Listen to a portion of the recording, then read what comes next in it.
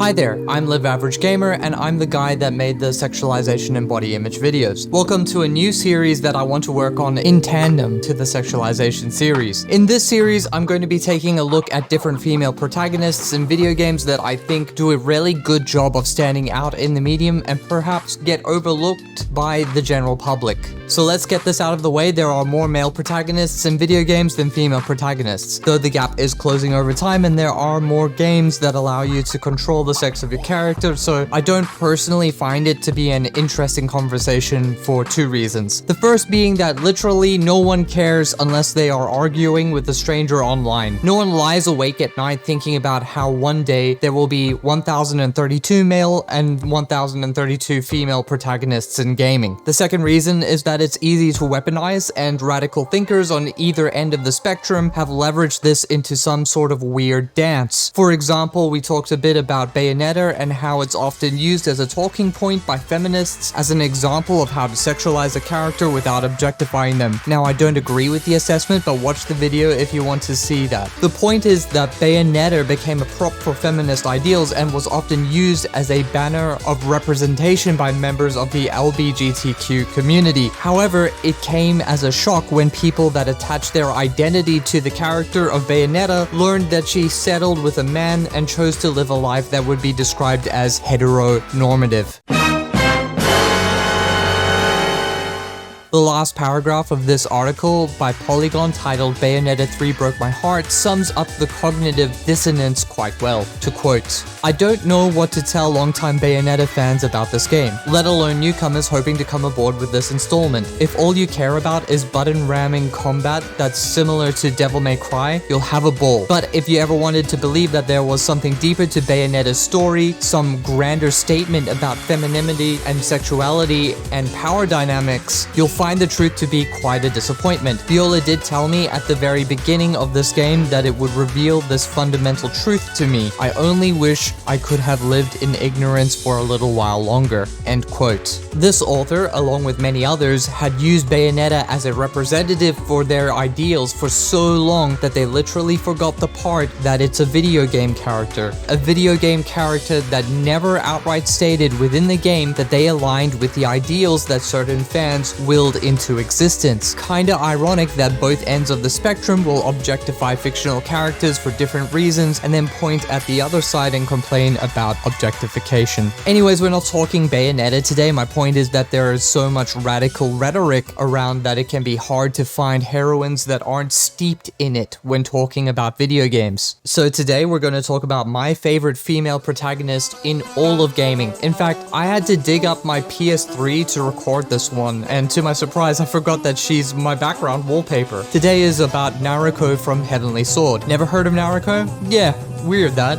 Even stranger is that I would say that Heavenly Sword is a left-leaning story overall, and you would think that Nariko would be a great candidate for empowerment, but you will never see that Kotaku article. Now, by left-leaning, I mean that the overall narrative can be viewed as an allegory of feminism. But when I say that, I think it's portrayed in the fairest and most charitable sense. I mean, I have never seen more balls crushed in my entire life, but you will not see the most egregious and annoying schools of thought.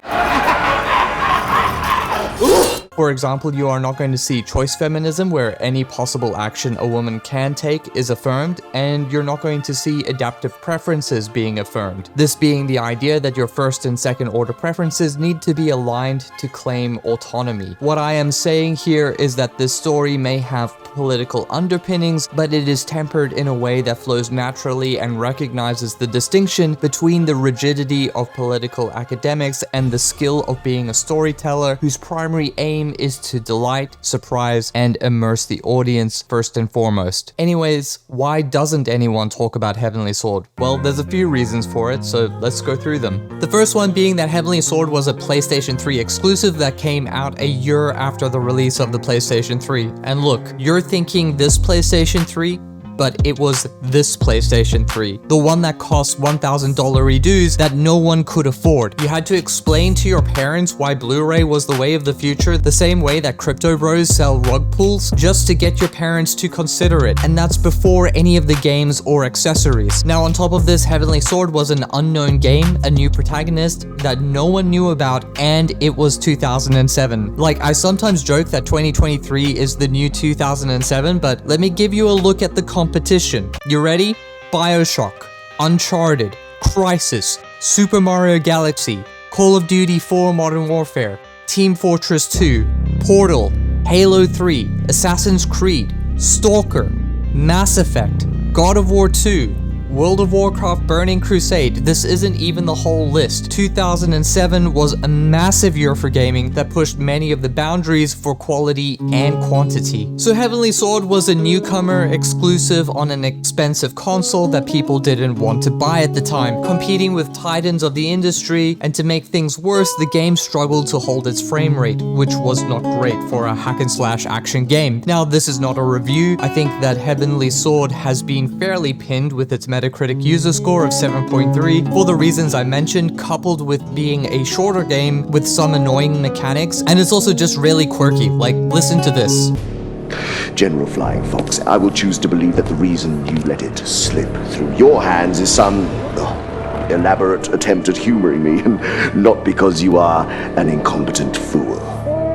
I am not a fool, sire.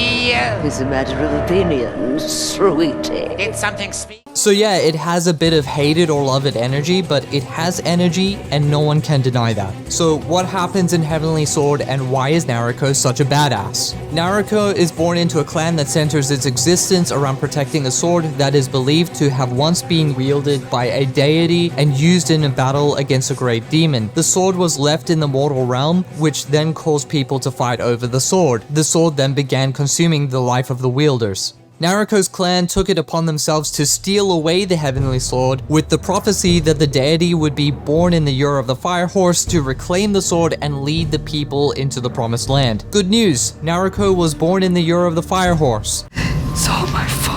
Bad news, she's a girl and her mom died giving birth. Now, Heavenly Sword is an Eastern setting, and even to this day, it's pretty standard practice in rural areas of China and other Asian countries that the oldest son receives the family inheritance and bears the responsibility of looking after their parents, while girls are considered to have joined their husband's family in a sense, and they are the benefactors of their husband's inheritance. Anyways, whatever you feel about that, the point is that not having a boy and then the mother dying is really bad, especially when it's the family of the chief. So yeah, Nariko isn't exactly loved by her village since they see it as a bad omen that dooms their people to extinction. Nonetheless, Nariko's father, Shen, does train her to be a warrior, and their relationship is far more like that of a teacher and student. It's clear that Shen has conflicting feelings between his duty to the Heavenly Sword and his paternal instincts to want the best for his daughter. Nariko isn't a total outcast though. She has an adopted sister named Kai who is on the spectrum, and well,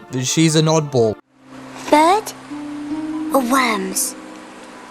But Kai has a lot going on as well, and we'll get into that. The point is that Nariko found Kai at an early age, and Kai doesn't really share the clan's beliefs. She just loves Nariko, and Nariko loves her, as close sisters would given the circumstances. This is great. I think that Nariko and Shen have very relatable internal conflicts, and when you think about it, you can understand where they are coming from. Kai is a little tougher to read because of her eccentricities, but we'll circle back to her because she is very important. I want to stop and appreciate the early work in setting up the characters. Think about all the different directions this story could go. Will Nariko run away and start a new life? Will she reconcile with her father? Will Shen choose his duty over his daughter? Or will he come to the realization that his daughter is all he has left? Can Shen forgive Nariko for the death of his wife? I mean, I know it's not Nariko's fault, but we're talking about clans and magic swords. They don't have that perspective. Can Nariko forgive her father for his undercurrent resentment? I mean, it's not like she asked to be born either. So yeah, the writers did an excellent job of giving themselves a war chest of possibilities even without Kai, and we haven't even talked about the villain yet. Enter King Bohan, who has been traveling through the lands looking for the Heavenly Sword and uniting the clans under his banner through any means necessary. Now, I know it, you know it, everyone knows it. King Bohan is Smeagol. I feel like the mocap used in Heavenly Sword was ahead of its time, but you cannot miss the face of Andy Serkis. And funnily enough, he is one of the writers alongside, I'm gonna ruin this name, Tamim Antoniades and Rhianna Pratchett. It would be really difficult to isolate who did what, since in an interview with Rhianna Pratchett, she states that a lot of the plot already existed by the time she was hired to write for the project. That said, listen to this piece of the interview. To quote the words of Rhianna Pratchett, "There was actually a first draft script in place when I came on board, which is as rare as a rocking horse poo in the games industry. It really is." End quote. But you are full of spirit. You are full of passion. So yeah, I think we found the origin of the quirks and the line about Bohan's sacred genitals, but we'll get to that later. Let's get this out of the way. There is no doubt that King Bohan is about as sane as anyone that watches all the fillers in One Piece, but King Bohan is still very likable, unlike people that watch all the fillers in One Piece. At the bare minimum, you love to hate him. Andy Serkis puts 1,000,000% into this character, and the same goes for the 3 generals that he tries to wrangle into some semblance of order. So yeah, here we come to the crux of a major problem with modern writing in video games. I think the same could be said for Hollywood, but we're not getting into that right now. Good heroes need good villains. You cannot sharpen iron with a paper towel, and you cannot have a good video game story without a quote-unquote likable antagonist. It's so much better when you're angry. The biggest mistake I see game writers make, and yeah, it's usually when they're trying to make a political point, is that they will strip the villain of any redeeming qualities, so there is no room for conversation in terms of likability, and they think, good, I've made the most evil villain imaginable. No, you just made a villain that no one cares about. The opposite of love is indifference. The player doesn't hate your villain, they don't care about them at all. And if they don't care about your villain, and the villain is the main obstacle, then the next question the player thinks is this: why am I playing this game? Nariko can be the brightest star in the sky, but you can't see a single sparkle without the night. Bohan, Flying Fox, Whiptail, and Roach provide the contrast for the story, and there's some complexity here too. For example, Roach is Bohan's bastard son, the first Hodor, one might say. I like laughing. Bohan despises Roach's existence and constantly abuses him. Roach is probably physically capable of standing up for himself, but he's simple-minded, so he doesn't possess the capacity to fully understand the situation. In turn, Roach is constantly in this never-ending cycle of trying to appease a father that refuses to even accept his existence. Whiptail is Bohan's lover at the level that any 2 narcissists can love one another. Fans speculate that Whiptail may be Roach's mother, but there's nothing in the dialogue to confirm that theory. We'll circle back to Flying Fox later since he ties in with Kai's story. With that said, let's talk about Nariko and why she is so likable as a character. The first thing straight out of the gate is that Nariko is pretty. And by pretty, I mean she is conventionally attractive while maintaining bold lines that convey a sternness or seriousness about her demeanor. This is a minor point, it's not the main thrust of what's going on here, but it would be disingenuous to pretend that people, male or female, are not attracted to attractive traits of others. We'll touch on the sexualization aspect while we're here. This is going to be very subjective, but I'll try to be as fair as possible. It is true that Nariko's clothing is somewhat revealing. If we're going by skin showing, it's roughly equivalent to Kratos from God of War 2, which came out in the same year. That said, I think that the choice of clothing doesn't really accentuate aspects such as cleavage, and the white of the flowing fabrics contrasts really nicely with Nariko's flowing red hair, especially in some of the more acrobatic sequences. In fact, I can't think of a single moment where Nariko is presented in an attempt to flaunt her beauty in a sexual manner. Her tone as a warrior with an internal struggle is faithfully maintained throughout the entire game, and this is kind of what I admire about her. Nariko fronts the stoic pragmatism instilled by her father, but beneath the mask, she is brazen, she is impulsive, she is doubtful, and vindictive. And yeah, that doesn't sound realistic when you say it out loud, but it makes so much sense to me, and I think anyone that has grown up in a conservative environment can relate to this, but it's not like you require this specific background to get it, because all of these aspects play out quite naturally on screen. I think part of that is the writing, and part of it is Anna Torv's excellent voice work and acting. So it was your master who turned you into a slick-faced psycho! Oh, it's so much better when you're angry.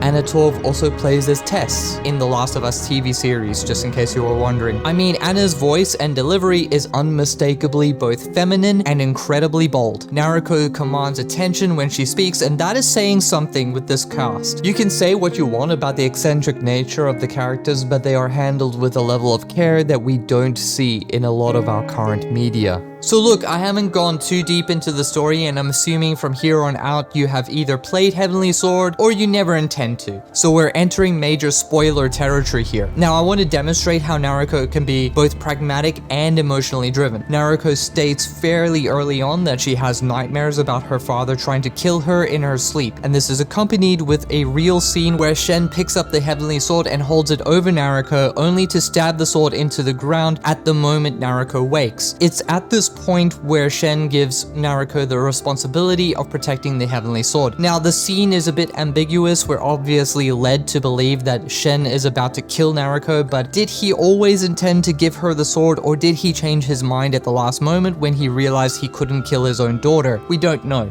How would you react in this situation? Do you choose to despise your father and protest his every action? Do you abandon the clan, perhaps take Kai with you and try to find a new home? Would you violently confront your father and try to force the truth out through violence, perhaps? Nariko doesn't do any of these things. For one, in spite of how Nariko might feel, she acknowledges that the life her father provides is better than the life she would have without him. This comes up later in the story and we'll get to that, but you'll just have to trust that I know that she believes that. We could say that Nariko is one of the best warriors in the land. Since she comes from a warrior clan, her father is the chief and he has trained her personally. But Nariko is not Kratos or Captain Marvel or any character that is superhumanly powerful in the physical sense. All of Nariko's physical prowess comes from a factor of her natural ability, a lot of Shen's teaching, and most importantly, the biggest factor of all is the Heavenly Sword itself. Without the sword, Nariko is an exceptional human, but she is just that, and she is not above the need for protection and family. Another factor to consider is that every other clan has been absorbed by Bohan's army, and the likelihood of surviving in a war-torn environment is probably pretty slim, especially if King Bohan were to learn that Nariko could be used as a bargaining chip for the sword. Finally, the safety of the clan is better for Kai, and Nariko cares about Kai's well-being. So yes, Nariko's choice to stay with her clan and accept her father's teachings and instruction, I would say, stems from pragmatism and the analysis of the other available options. One thing you may notice is that Nariko may question Shen, but she will seldom disobey. Shen may be cold toward Nariko, but he does defend his daughter when the other clansmen try to blame her for their situation. Upon us. I am no curse! Enough! This war is of one person's making, that much is true. But that person is not Nariko. They both share this level of pragmatism where they are unlikely to lash out at each other, because even though it's a strained father and daughter relationship, they can still see the beneficial value in mutual respect. So, Nariko can be pragmatic, but she isn't always this way. After all, who wouldn't crack under the conditions of war, loss, and broken family ties? As an example, Shen is later captured by Bohan's forces while creating a diversion to allow for Nariko's escape with the sword. Nariko is surrounded and then confronted by King Bohan, who gives her the ultimatum of delivering the sword for Shen's life. Nariko knows that Shen wants her to leave him and protect the sword. This would be the pragmatic choice in this moment. Instead, Nariko chooses to brandish the Heavenly Sword against King Bohan's entire army in a moment that both dooms her own life and betrays her father's entire lifelong duty. I mean, you see the look on her face? That's some defiance. Even though Nariko wonders if her father secretly wants to kill her, she loves her father and cannot bear to see him tortured. Some family bonds are difficult and messy, but this is true in many real-life situations. I mean, there are many examples of people that will stay with someone even if they are abusive. Not saying that Shen is abusive, but they'll stay with their abuser because in spite of everything and the one-sided nature of things, you can still love someone that hurts you. It's complicated, but I think most people can sympathize with this course of action at some level. Anyways, Nariko bonds with the sword and becomes extremely powerful, but she's forced to retreat. Bohan takes Shen to his keep and meets with his generals for one of the best acted and weirdest scenes of all time. Excuse me! This is a nice little detail here, and one of the reasons why Bohan is a good villain. Is Bohan cruel? Absolutely. But he's also funny at times, and he's smart. He doesn't kill Shen because he saw how Nariko reacted, and he knows that she will bring him the sword. So yeah, we're gonna fast forward a bit here, but basically Nariko meets up with Kai, and Nariko asks Kai to hide in the outskirts while she goes to rescue her clan and Shen. After making her way through Bohan's keep, Nariko comes face to face with Whiplash, who is holding Shen captive. Again, there is not a single boring general in this game, and Whiplash is no exception. What makes this encounter special though is that Whiplash personally tortured Shen and uses the information to drive a wedge between Nariko and her father. Namely, Whiplash confirms that Shen did intend to kill Nariko when she was a baby because of the prophecy, his duty, and the loss of his wife. Nariko is deeply wounded as her doubts and fears solidify in the presence of the truth. So in this scenario, which side of Nariko wins out? Well, I think her face says it all, and it's understandable. The knot in your stomach, the bewilderment, everything playing in your mind all at once. I imagine that the emotion is so thick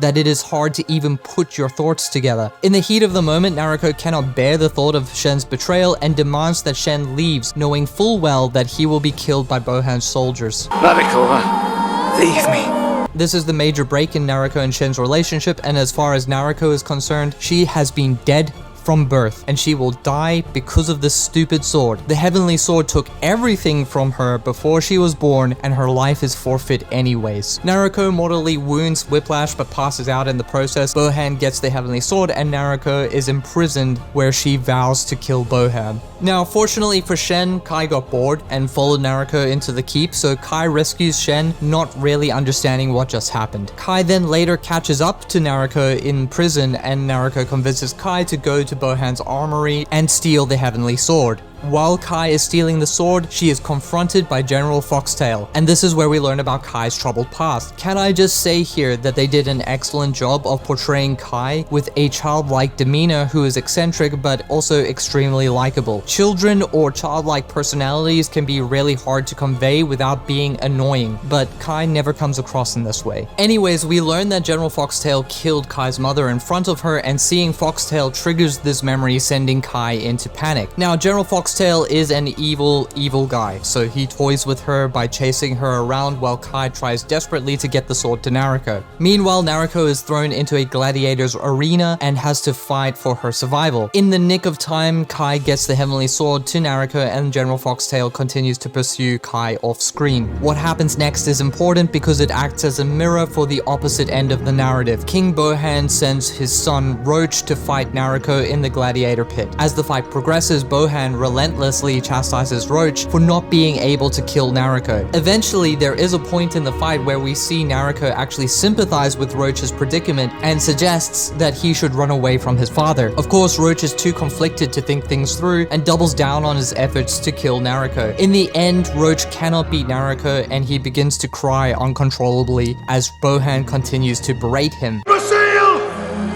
You utter failure!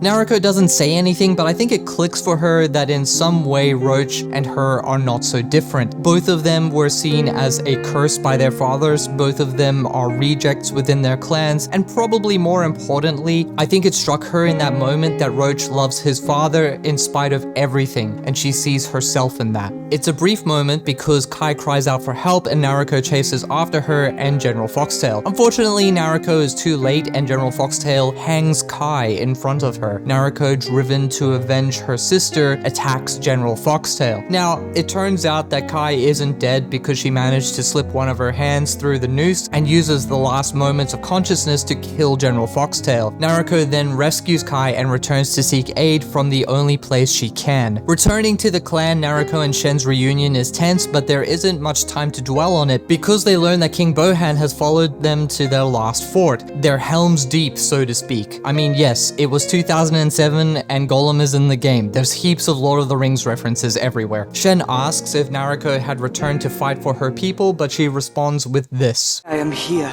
To fight for us. No. To fight for her. So Nariko is running out of time, but her final wish is to leave Kai with a life where she has the choices she didn't have. I find this to be very noble. I mean, not to get all biblical, but greater love hath no man than this, that a man lay down his life for his friends. I don't think you need to be religious to be able to see that Nariko's willingness to sacrifice shows a great deal of love for Kai, and it really solidifies Nariko as a character that isn't about lip service. I think it's easy to be strong once you have strength. Everyone wants power and the freedom to choose or to shape destiny. Very few people are powerful enough to give up that power for the sake of someone else. I mean, we know that Nariko is cursed by the sword anyways, but she could have chosen to live out her last moments selfishly, but she chose to spend her last moments transferring what power she has in exchange for Kai's future. It's truly beautiful. Now, what about Shen? I mean, there are multiple moments where he tried to reconcile with Nariko, but Nariko shut him down every single time he tried. That said, before the fight breaks out, Shen confesses to Nariko that he has been a poor father and wishes that he had done things differently. Nariko chooses to forgive her father and in turn says this. I know that in my desire to be your tutor, I often neglected to be your father. It was a poor decision for me and for you. If you hadn't, I probably would have died long ago. Ready? Ready.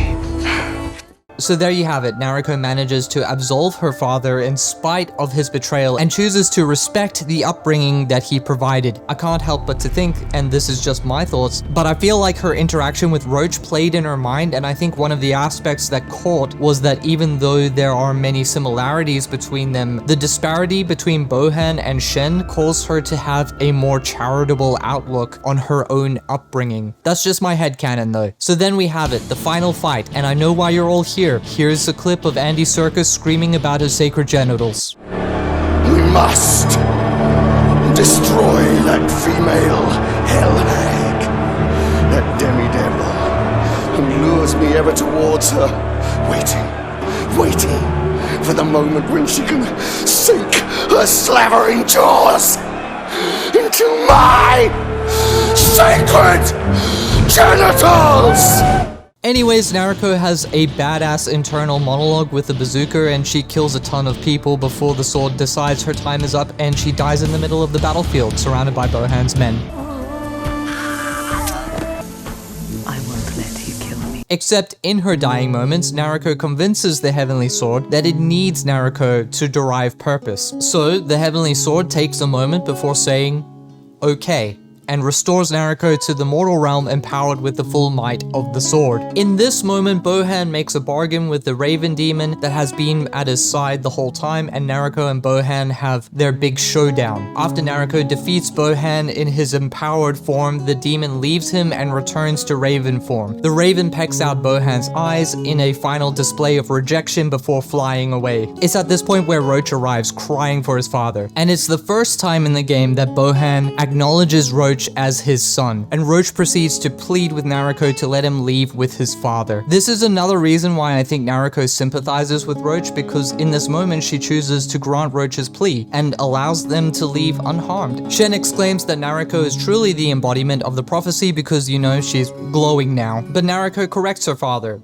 so let's hear what she says. You are truly the one sent from heaven, Nariko. You were chosen. No. I chose. I chose my own way. And those of us who have died for this sword have died in vain. I'm not sent from heaven, Father. And neither is the sword. Nariko then uses the loss of her power to heal Kai before she breathes her last.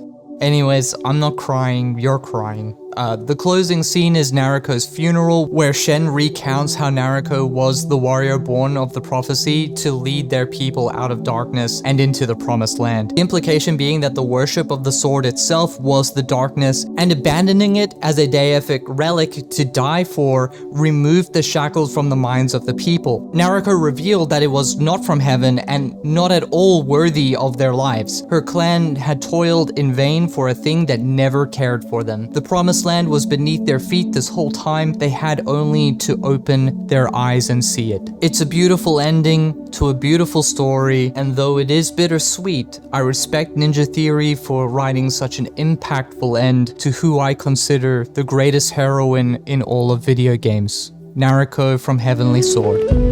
Thanks for watching.